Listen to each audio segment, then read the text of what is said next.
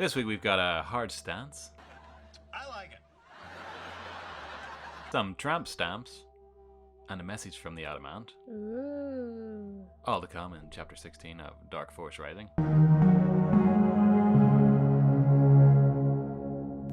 Did you call for assistance? Yes, I did. He has a very powerful face, doesn't he? Hello there, I'm Darren, And I'm Kat. and welcome to The Real Sequels, the series of events that happened after Episode 6 in the books, novels, and sometimes comics in the Star Wars Expanded Universe. Today we're opening with Chapter 16 of Dark Force Rising. We pick up continuing from last week with Han and Lando skulking their way back to the headquarters lounge. Lando is looking for a full slave circuit readout and serial numbers, something that can prove that Bel Iblis and his group are indeed in possession of the Katana fleet. If he sees them, he'll know them, and the headquarters lounge is the only place to get it. Lando knows a suspicious amount about these ships. I know, I can just about remember my own phone number.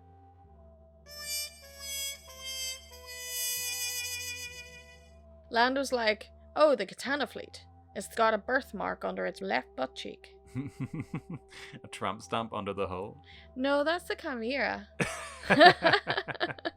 Well, yes, Lando knows a fair bit about these ships. He tells Han that he did a lot of research on them as he was sold a fake map to their location. A map that he quickly shifted on. Now, the two arrive at the headquarters bar, and to their luck, it is still empty. Apart from the bartender, of course, who promptly says, "Welcome back, gentlemen." And as any good character in a D&D session does, Han sends the bartender on a quest behind the bar. That's right. He asks the bartender for a brand deal, something for the two to bring back to their quarters.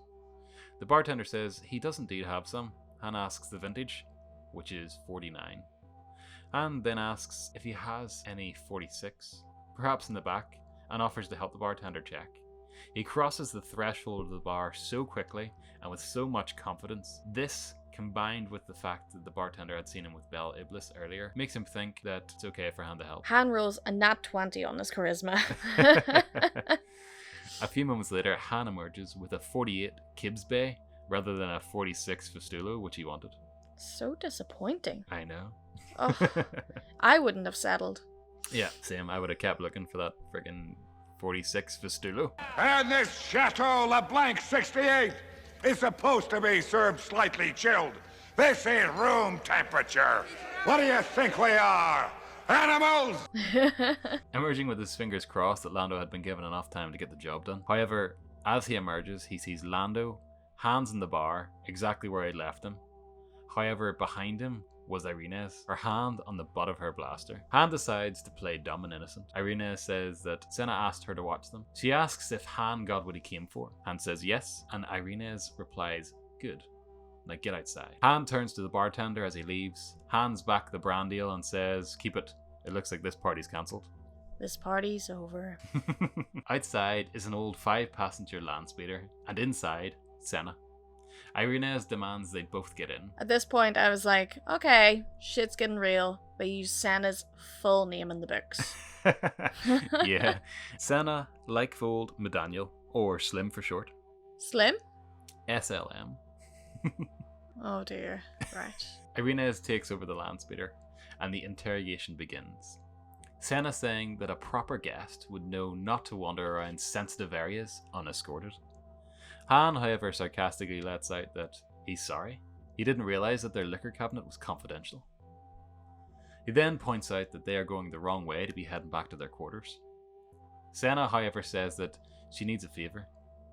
She wants Han to talk to Mon Mothma for her, to convince Bel Iblis to join the Republic. Han points out that that's pretty easy.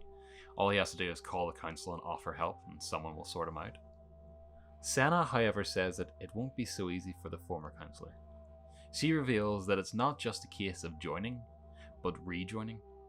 Oh, Han says while throwing a look at Lando. She goes on to say that it was before Bail Organa and Mon Mothma got the three biggest groups together to form the Republic as it is today. The first agreement was the Corellian Treaty.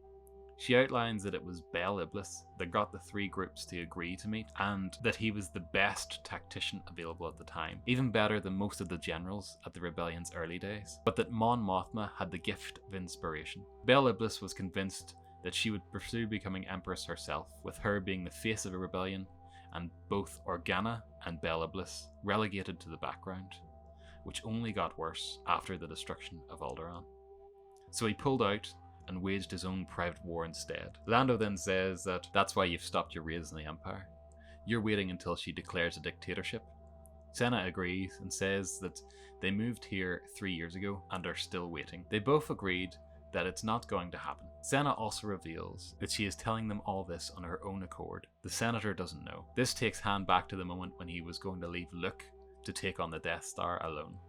No matter her intentions, he knew that this would feel like a betrayal to her. Han then agrees to talk to Mon Mothma if Sena talks to them about Katana Fleet. Sena is resistant at first, making Lando think that they've promised the fleet to Philia. That isn't the case, however. Sena says that Philia wouldn't know what to do with a military coup if you gave it to him. Sena then outlines the typical Bothan infrastructure. If one leader stumbles, they are taken out. It used to be with daggers, and now they've gotten more political. Han draws this back to Akbar and the bank transfer. Sena refutes this though.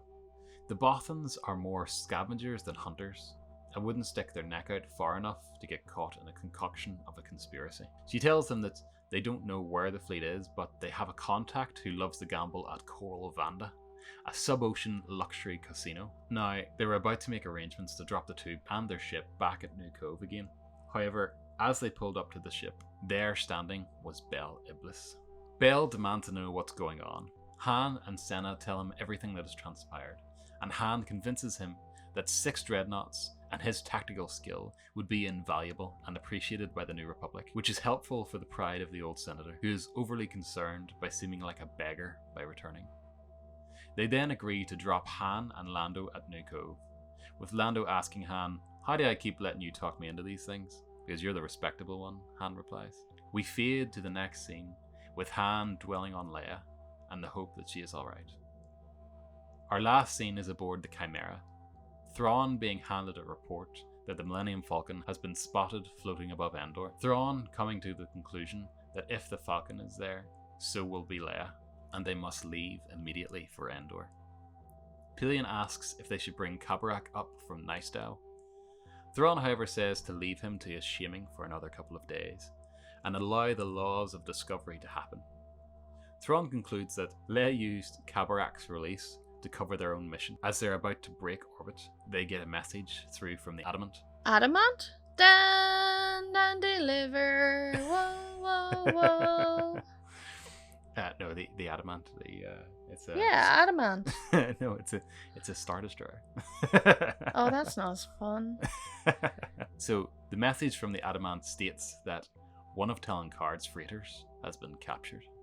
Yeah. So that was a cool chapter. It was like it's kind of a summary of what Star Wars is really about, like as itself. You know, it's all about, like as George Lucas has said, it's all about letting go, and it's that thing of like what our pride can do to us, and it's great to kind of see like a bit about that, and even suspicion and what kind of state the galaxy's in as well, with that kind of the distrust of Mon Mothma, and about how, you know, she has a lot of power that people see as maybe too much power for one person, you know, and it's kind of a bit of an underrated character, I think. She does get a good hearing in the expanded universe, but still a bit underrated, I think. Well, that's about all we got time for this week. Don't forget to like, share, and subscribe if you've earned it, and check out some of the videos at the end of this one. See y'all next time. Bye. Bye.